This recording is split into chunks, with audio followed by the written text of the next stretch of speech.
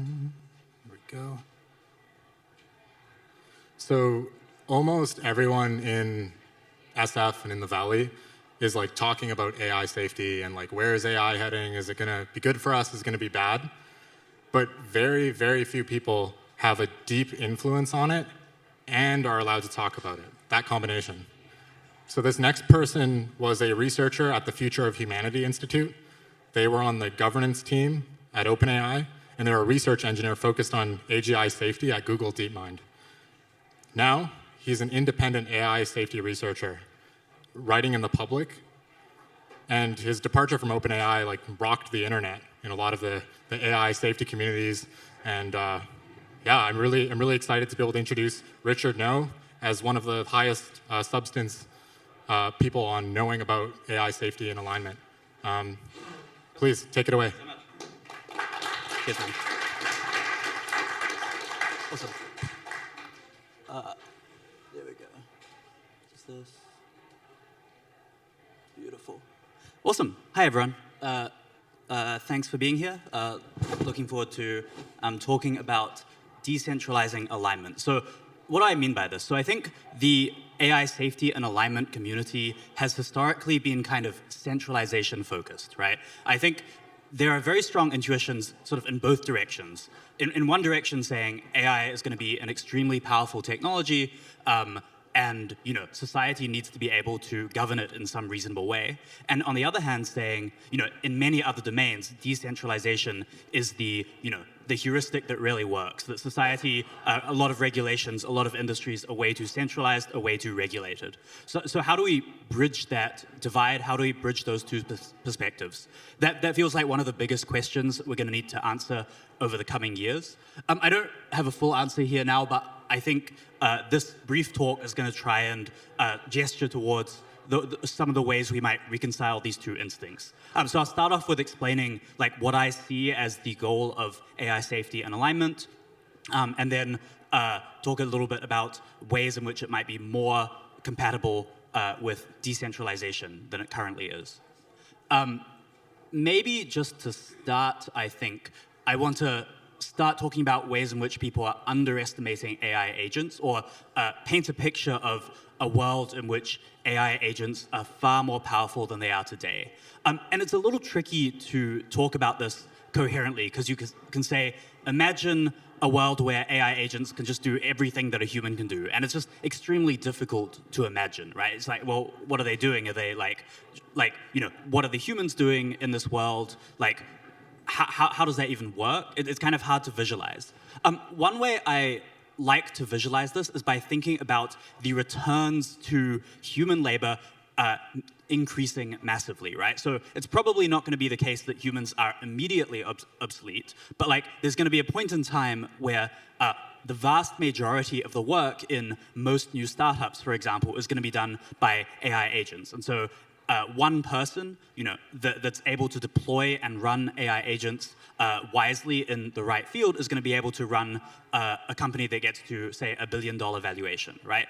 I think that's sort of close enough that we can kind of start to picture how it happens. Maybe not in the next year, maybe in 2 or 3 years is the type of time frame that I'm expecting for this. If you can imagine that, you can probably start to imagine trillion-dollar companies that start to involve, maybe a dozen people, let's say. So you're still going to have people that are involved on the legal side of things, people signing contracts, people doing a lot of the networking, people doing the politics side of things, right? AIs are going to have a difficult time with politics, but if we start to imagine AIs that really can act over timeframes of a day, a week, a month, at the level of a PhD expert in the field or a level of a typical CEO, then you can imagine that the role of 10 people is they're each going to be sort of the equivalent of department heads, right? They're going to have hundreds, thousands, tens of thousands of AIs working underneath them. And you can imagine the productive capacity of a group of 10 people might become incredibly large, right? So this is, I think, a good way to start visualizing what it looks like to have human-level AI agents or expert-level AI agents. The next 2 bullet points are a little bit more speculative, but if you start to think about, in the framework of companies, it's sort of easy to think about, you don't actually have to do that much physical stuff. How many AI agents or how many groups of humans and AI agents would it take to, start producing real power in the world, to have like real, like hard power in the world? And there's going to be a certain point, maybe in 5 years, maybe in 10 years, maybe in 15 years, hard to say, where the productive capacity of AI agents is going to be extremely large, such that you can have, I've listed here like 1,000-person militaries that match the US's current military capabilities, right? So you can imagine a lot of factory automation being done by these AIs. You can imagine the design and manufacture of new drones, for instance, being done by almost entirely by AIs, with humans, playing a relatively small role in supervising assembling equipment. And then if we extrapolate from there, there's going to be a point where you just don't need very many humans to run the equivalent of a very powerful country, right? The general lesson here is that the concentration of power in human terms is going to increase massively because almost all of the work is going to be done by AIs in a lot of places. Okay, so that's the setting that I'm thinking about when I'm talking about AI safety. And then the question is, what does governance look like in this world? Or what does it look like when this extreme productive and destructive capabilities are concentrated in relatively small groups of people who can use AIs to do what would take millions or tens of millions of people to do today? And I think there's two broad answers to how society can respond to this. One answer is restrict what AIs are willing to do. So this is alignment, approximately. If you tell an AI to start manufacturing weapons of mass destruction, it will say no. The other answer is extensive law enforcement. So that is, the AIs will do whatever you want them to do, but the police will come and catch you if you start manufacturing extremely destructive weapons, for example. And I think that these two are, you need some combination of these two in order to prevent these extreme productive capabilities from causing chaos, right? Because I think if we're looking at the sort of world that I'm describing here, we should, broadly speaking, expect that the offense-defense balance of new technology is going to be very skewed towards being able to cause destruction to humans in particular, right? Humans are just very fragile. There's a lot of different ways that you can kill people at large scales. And so in general, I think about this as like the offense-defense balance favoring AI offense and making it very hard to defend humans. It might still be very easy to defend your GPUs. It might be very easy to defend your factories. It's going to be hard to defend humans. Okay. And so I think this question of alignment and enforcement as the two ways to maintain order in the world that we're thinking of here, it's like both of them have advantages and disadvantages, right? So if you imagine a world where we're mainly relying on alignment here, one of the benefits is that if your AIs are, for example, not willing to break laws, if it is legally required that when you deploy an AI, it's not going to agree to a request to do something illegal like kill somebody, that helps prevent catastrophes rather than just clean up after they happen. The problem with relying on alignment as a technique for governance here is that it centralizes power in whoever gets to decide how the AIs are aligned, right? So if you have legislation that says that nobody's allowed to deploy AIs that are willing to break laws, then suddenly you now have the ability for the government to tell you how to deploy your AIs and have a level of control over AIs that's much greater than we allow them to have over humans, right? Like, nobody's following you around proactively making sure that you don't break laws, whereas aligning AIs is roughly equivalent to proactively following your AIs around saying they're not even allowed to try to break the law. Conversely, if we think about enforcement of laws on AIs, by trying to catch them when they misbehave, this is just like going to be extremely difficult because governments are generally going to be quite behind in responding to AI capabilities, right? In general, you should expect that private companies are going to be much more responsive to new capabilities than governments are, and the only way I can really imagine sort of law enforcement keeping pace with the pace of progress in AI is if they themselves automate a lot of the work of law enforcement, right? So you're going to have like, automated monitoring, automated tracking of fraud and physical crime. But this itself is like a worrying form of centralization of power, right? If you have a million AI police that are like going around monitoring all the AI automated AI companies, then whoever controls those AI police will have a lot of power, right? So I think both of these involve some amount of centralization of power in relatively worrying ways. And one of our challenges here is to try and figure out, what combination of these two is going to allow like real governance and prevent the sort of world that I'm describing from falling into chaos. The third point I'll have here on this AI enforcement is that it's a little tricky to know how effective enforcement will be when AIs are calling the shots. So what do I mean by that? I basically mean if a human misbehaves, we kind of know how to punish them. We know how to lock a human up, for example, or like deter them from committing crimes. If an AI is running a company, and they commit a crime, it's like very unclear how to punish that AI, or it's very unclear like what you're going to do with that AI when you catch them committing crimes, right? So that's a difficulty with enforcement here. I think some people here might come from a perspective where it's like, well, it doesn't really make sense to talk about AIs autonomously having their own goals or AIs like making decisions, right? Because a lot of people still think in the paradigm where humans just give AIs instructions and then AIs follow the instructions. I think that's true today. Maybe it'll be true for the next year or so, but I think in the long term, it's no longer going to apply. And the basic idea is that the longer the time horizons that AIs are acting over, the more underdetermined their behavior is by the instructions that humans give them, right? So if you have an AI that goes off and acts autonomously for a period of a week or a month or a year, it's simply not possible for you to be able to tell it all or even most of how to just make the decisions that it will need to make during that period when it's acting autonomously. And so instead of being guided mainly by human instructions, we should think about these highly autonomous agents as being guided mainly by the goals or values or preferences that they have embedded in their weights. Implicitly in their weights, right? Not explicitly.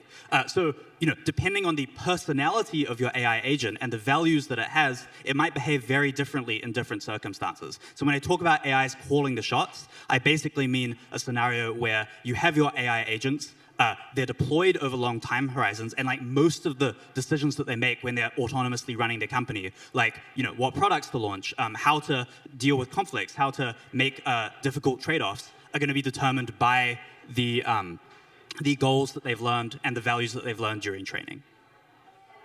Okay, so just to finish up, I don't have an answer for how to balance these trade-offs. I think it's a pretty hard trade-off to deal with the question of whether we should mostly respond to this world that I'm envisioning by pushing for alignment versus pushing for sort of enforcement of laws and regulations on these AIs. But I think there are ways we can expand the Pareto frontier of these two things.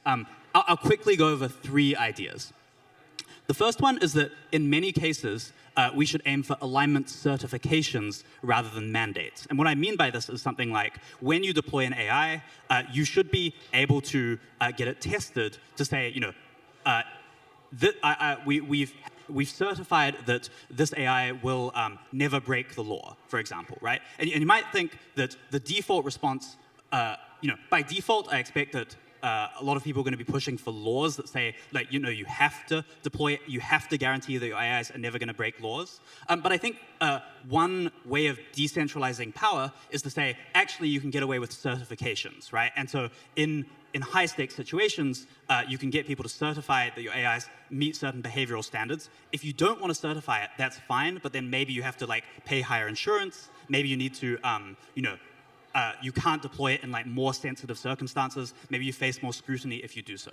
So that's one broad idea, that wherever possible, instead of requiring mandates, we should aim for certifications.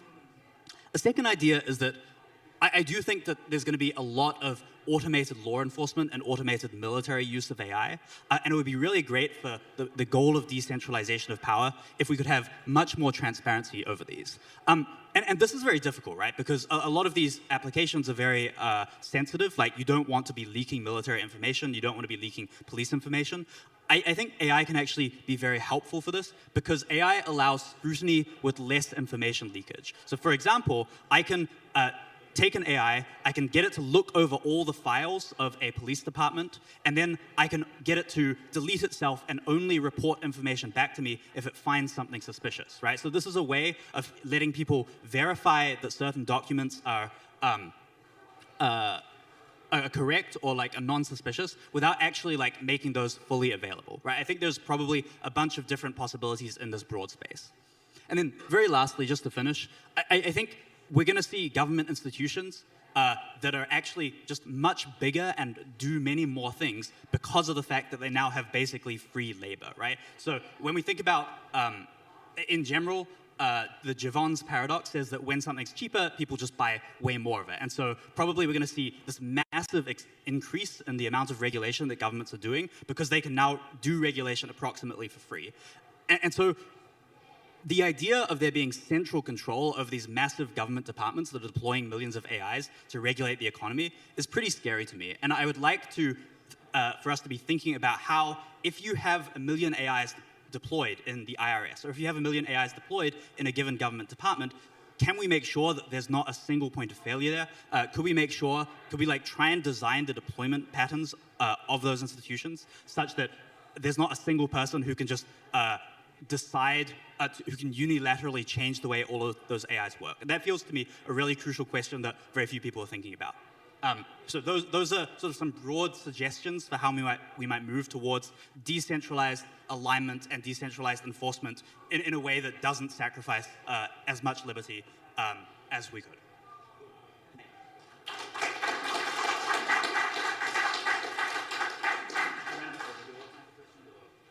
Yeah, I want to give you a couple. Let's do a couple quick questions. We're tight on time, but like I can't not give you questions. All right. And also keep in mind, if you didn't get to ask questions here, some of our speakers, hopefully Richard, will be available in the main area afterwards as well. Curious if you've thought about how self-regulatory organizations would work in an AI context. Like in securities, we have the Securities Exchange Commission, we have FINRA that actually does a lot of the on-the-ground kind of oversight and enforcement, and pros and cons of that type of approach for AI. Yeah, I think the thing that feels tricky here is I expect new organizations to be sort of popping up very quickly in a way that I think a lot of these bodies sort of implicitly rely on the fact that there's a handful of like big players and they can sort of like make agreements with each other and collaborate and they all know each other. And in a world where sort of anyone can start spinning up a bunch of AI agents and sort of like very quickly move into a new sector, it feels much harder to picture that being stable without sort of some kind of top-down. I'm open to it, but it feels like there are barriers, and I haven't seen great proposals for how to get over that. Yeah.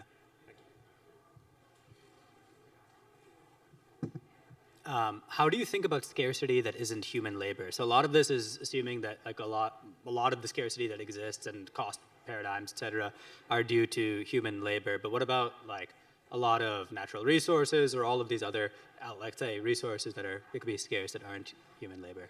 Yeah. I don't think that natural resources are going to be a big constraint because like innovation tends to reduce the amount of natural resources that you need for a lot of stuff. I think the main sorts of scarcity that aren't human labor are going to be like mostly social and political.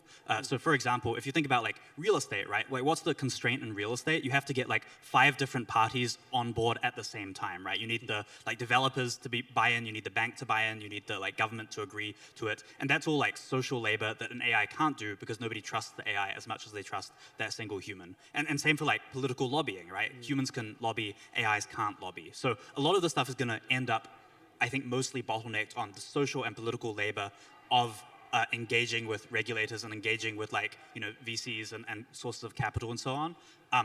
But then that could very easily become this like kind of Kafkaesque bureaucratic system, and we should be thinking about how to like streamline it and make sure it doesn't end up like being oppressive. Yeah. Very interesting. Thank you. I'll talk to you offline. Thanks so much, Richard. Again, it's painful to have to cut questions short, so please find Richard after this and ask all the questions you want until we get kicked out of the building, which I think is probably around 6. It's coming up soon. We have a couple talks left.